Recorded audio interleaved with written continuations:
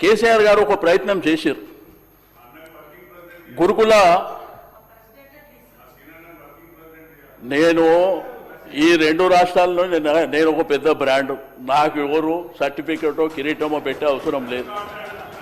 రెండోది, ఈ శాసనసభల మీ అందరికంటే సీనియర్ నేనే, మా శ్రీధర్ అన్న నేనే ఉంటాం,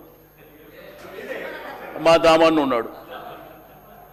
కాబట్టి రెండు రాష్ట్రాల్లో కూడా నాకేదో కిరీటాలు వస్తే తీసుకునేది కాదు.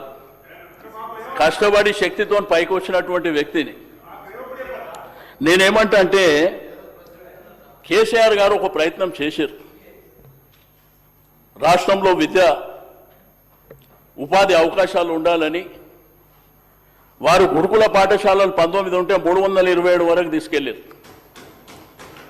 ఇంజనీరింగ్ కాలేజీలు పెట్టిర్రు, డిగ్రీ కాలేజీలు పెట్టిర్రు, మెడికల్ కాలేజీలు పెట్టిర్రు, లా కాలేజీలు పెట్టిర్రు, మహిళా కాలేజీ కూడా పెట్టారు.